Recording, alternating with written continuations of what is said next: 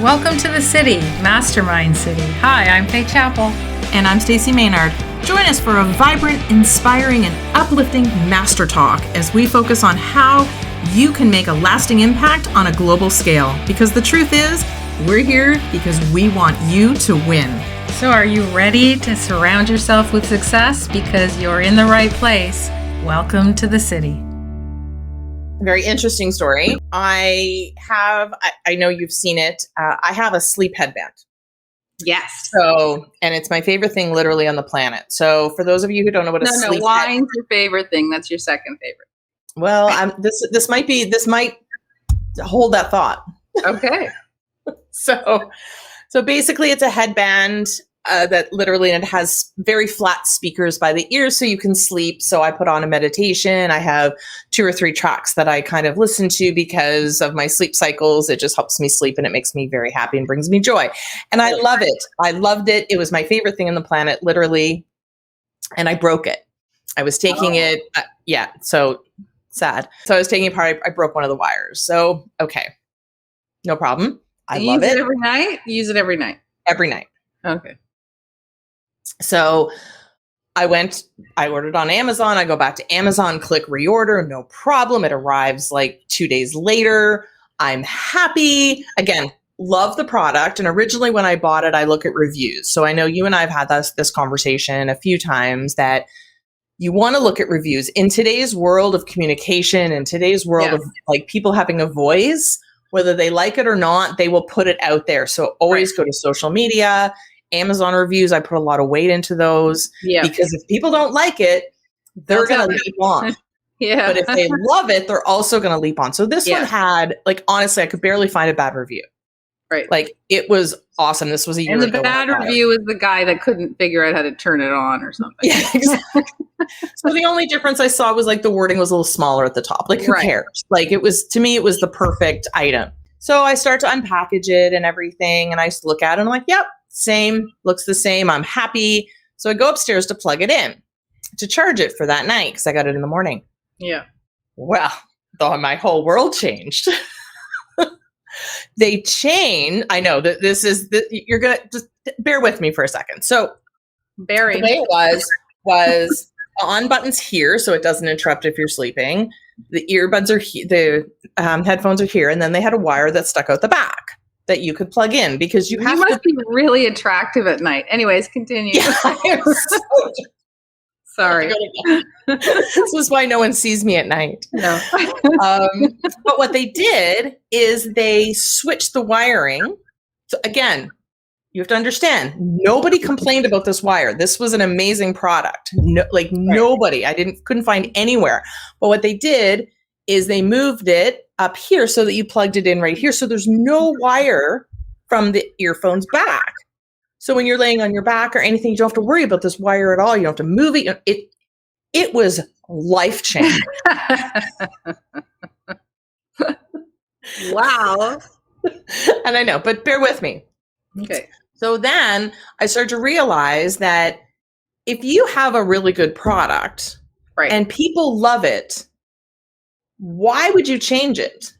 And then I realized because they changed it in a way that nobody could even imagine. Like, I didn't think that was an option. I didn't not love the product. I loved the product, but they made it better. Right. Even though people loved what they created. So in theory, they could have been very complacent and said, everyone loves our product. Keep making it the way it is. Sell it the way it is. Everybody will continue to be happy. The world will then go forward.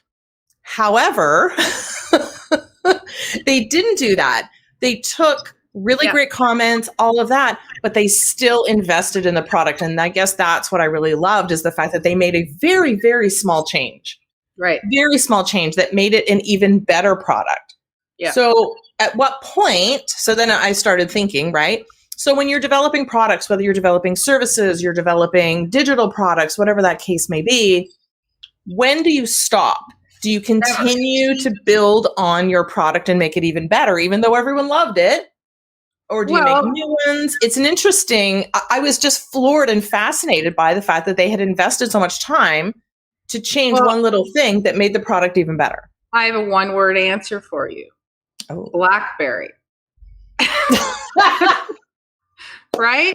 So who did not have a BlackBerry? Like everyone on the earth who, had a BlackBerry. The thing about BlackBerry, don't quote me on this, you could text when you drove back in the days because you could feel the keys. Okay, I only did it like once, but I'm just saying. I could text so fast on a BlackBerry. Right. I was like, everyone had it. And I remember got a red one. I used to call it the raspberry, right? I used to, I bought all my kids the BlackBerries. They were like the best, the messaging, everything there. If you could have told me I would have ever owned anything but a BlackBerry, I would have said you're crazy. But this is what happened. They stopped being inventive because they thought they had the market cornered. And along comes iPhone, right? And iPhone, and the reason why, for Stacy and I, Apple is the mothership, is that Apple never stops. They are continually looking for the next best, greatest thing that they can add. When Steve Colin's just saying crackberry, that's what we used to call it because you could never put it down. When Steve Jobs developed the iPod, everyone thought that was the best thing in the whole world. Well, the iPod now is, like nobody even, it's part of your phone.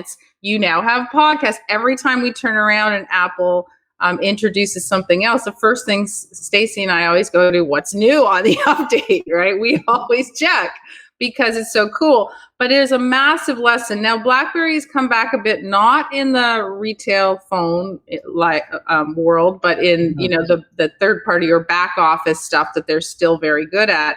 But they literally owned the world. Owned the world, and because whoever was in charge, and then I don't know who the CEO was, did not have a vision. I believe the senior leadership team did not understand that you don't just go, oh, everything's, we're going to sell these forever because nobody needs anything because this is the best thing. And that's what happened. And I remember the day that I switched to iPhone because the iPhone looked so cool. There were so many things that the BlackBerry didn't do. And then I remember switching, and it was like, angels singing and a halo and everything, right? Because I was like, how the heck did anyone think of this? Right. And then I was like, I was obnoxious because I made everybody switch because I was just like, you have to do this. And I made all my kids go to iPhone, like, kicking and screaming. But I mean, that's the thing. You need to continually look. I was selling a Mastermind, and a lot of the program is still valid. It's been like a long time, 10 years. And a lot of the program is still the same because core concepts are the same. But we had to add to that. We had to move things forward because life keeps going on. So we had to add in, training on podcasts and training on video and things that really weren't important 10 years ago. So you must continually move forward in order to stay relevant in the world. And I guess from technology perspective, absolutely. Yeah. But I was thinking about this individual product because it was pretty new a year ago. They were sort of just coming out. Right. So I felt like they obviously had that same mentality, which is a ridiculously smart way to go. Yeah. Because here I am, like ridiculously excited about the product again. Yeah. Right. I was ridiculously excited a year ago. It was, it was amazing and I loved it. But again, you're right. I became complacent with this is just a great product. Like I wasn't wowed by it. It was a great product. Now, again, if it had lasted me another few years, I probably wouldn't have been having this conversation. I would have been talking about how reliable it was and blah, blah, blah. But it was because it was my fault. I'll give you, let's give everyone a real life example that happened today, and it's us. So we've been doing Hot Topics for how long now, Stacy? Couple months anyways, more than a couple months. I would say probably since the spring, so around March-ish. Okay, so we've been doing Hot Topics and we've been streaming to our community, and because this is free, obviously we're streaming to our community, we're streaming to LinkedIn Live, and we just forgot to stream to our Facebook group. We just decided yesterday that we should stream to our Facebook group again. Yeah, so so what we did was we were like, hang on here. We need to get, like, people were asking us, well, we used to watch you on Facebook and, you guys aren't on there anymore. And it wasn't a conscious thing. We just thought, we first only started community. We started streaming in live in LinkedIn Live because we got LinkedIn Live, yes, right? So we decided to make Hot Topics better. And the way we could make it better was to get out there and stream to more avenues. So we are now streaming to Facebook as well. And we will do that every single Monday, Wednesday, and Friday. So, so same with us. We don't have a physical product, right? We don't have a physical product. We are doing online streaming, but it's equally as important to continue to go in that realm. So as you are watching this conversation, I would ask you, what product do you have, or what service do you have that you have not improved on, that you've sold or serviced for a couple of years, and you really haven't, gone back and said, well, what can I do differently given the state of the world? Right? Exactly. And that was something that I always like to look at.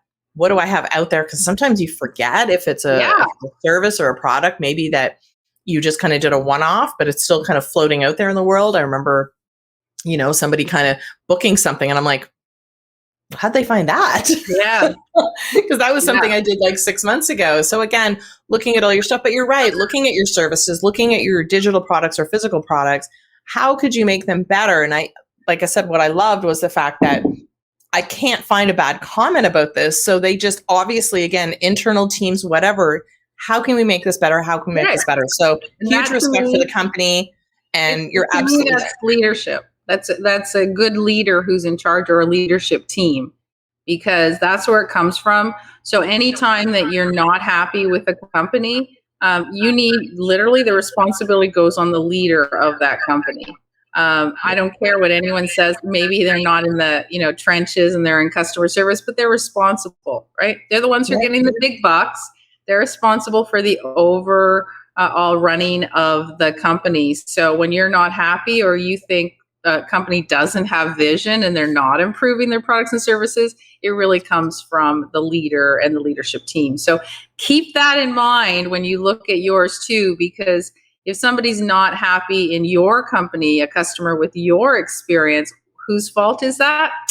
That would be you.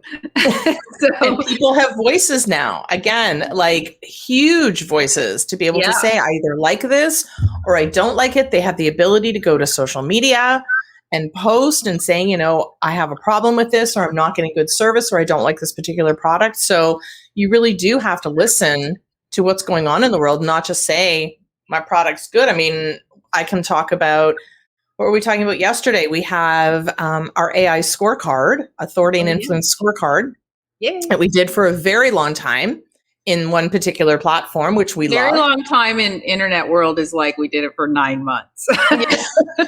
So anyway, not years. Exactly. It wasn't years, but you're right. But technology changes and opportunities change. So we found a new platform. Again, it was great. What we were using was fantastic. No complaints. And it was actually more money. Right, which was interesting. Better solution, less cost. And we were so happy with what the new solution is, right? So happy. So if you haven't done it, you should go do the Mastermind, the mastermind.city/ AI score. AI score. See, she knows. Yeah.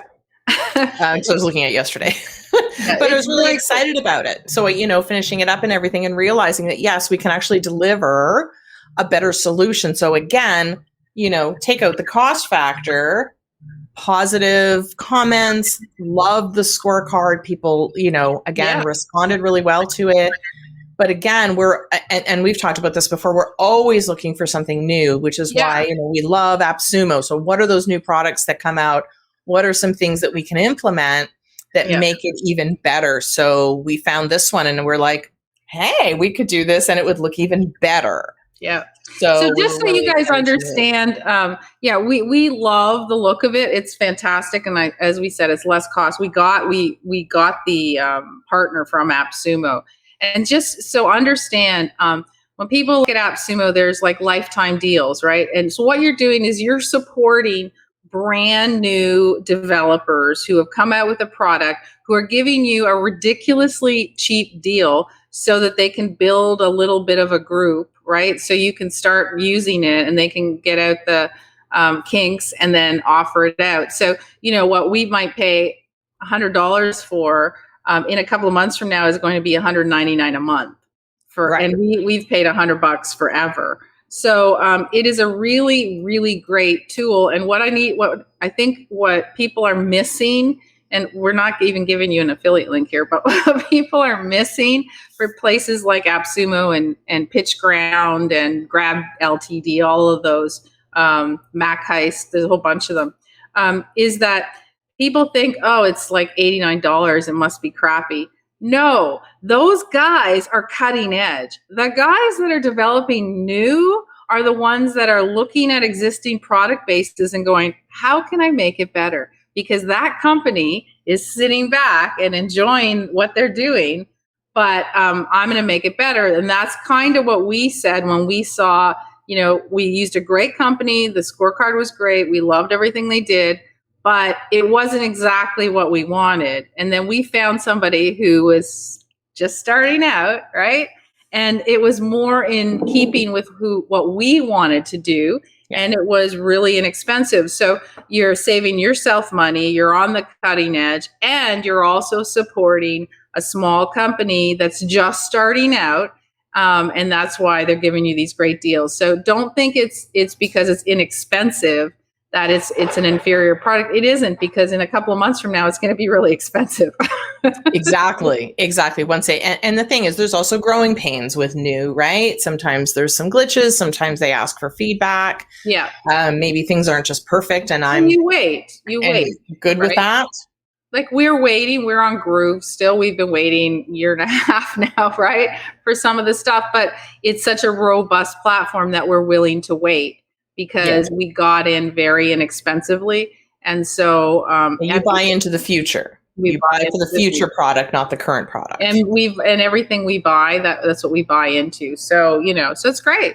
It's the way to go. And I think what's interesting, Stacy, is, we started this conversation, you talked about sleep. So I couldn't sleep, so I just watched Pitch Perfect. It was a big song in Pitch Perfect. Anyone know? I don't know. It's from the Breakfast Club. Don't you forget about me. Yeah. Nice. So it's interesting, because for me, we're talking about, continually improving. And what's interesting is I've been teaching feng shui for over 25 years. That's where I started my newsletters. When back in the day when nobody really had newsletters, and barely, there was like no carts there was nothing. So anyways, and I had a pretty big following, and I published articles around the world. And what happened was, I've been always teaching along the way. I haven't hidden it or anything.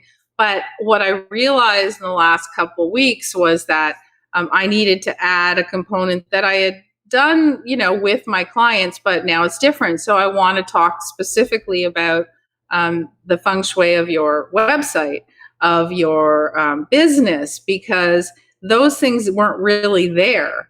Right? They didn't exist when I first started. And people take it for granted. And so, feng shui is really, it's just about energy, and it's about movement of energy. And because I've been doing it for a long, long time, whenever I see clutter, right? Whenever energy is stagnant, I have a I can't breathe type of feeling. And you've seen it, because it happens to me all the time. And so it's interesting, because when I see somebody's website that's cluttered, or they're not clear on their message, I get that same feeling, because I'm like, but the energy's not there, and it's stagnant. Right. And you can't, nobody can understand what you're saying. And that's really about energy. I have a lot to do to prepare for some movement we're doing. And what I realized was I couldn't work yesterday. I couldn't do anything, because it was weighing on me that this energy was not able to flow, because I hadn't looked after all these things that I needed to look after. So, so I spent the entire day moving things, cleaning it up, doing all the stuff that I don't really like to do, because it's very physically demanding. but getting older. But I did it all, and it took me from first thing in the morning, and I finished about 8 o'clock last night. And it was a lot of, carrying up and down stairs and doing stuff. But I woke up this morning and I was like, okay, I can work today. I feel good. I've looked after it. I don't have to worry about it. It's out of my hair now. And now I can go ahead and move forward because I moved that energy. Right. And so that's part of moving your service and moving your business forward and changing your product up. They changed your headset up, and the complete energy that you showed around it was insane, right? Because all of a sudden you're like, it's like us when we get a new iPhone. We're like doing a happy dance, right? When I showed this, I ran to all my family members, like, look what they did. Look. Yeah, see? So that's the same thing. You have to constantly be going, what is stagnant? And that's the same whether it's a product and whether you need a service and whether you need to increase it, or whether the energy around you is stagnant or your website's stagnant. Something is like holding you down. Sometimes when you get that heavy feeling in your chest, it's because you don't feel like things are moving around you. And it was perfect with what you started with, Stacy, which it always ends up in hot topics. We never know what we're going to talk about. I never know what I'm going to talk about. Stacy always leads me, which fits perfectly with something that's just happened to me. Thanks for joining us here in Mastermind City, but you don't have to say goodbye because there's other ways to join us. We would love to have you as part of our community, so join us in mastermindcitycommunity.com so we can hang out together.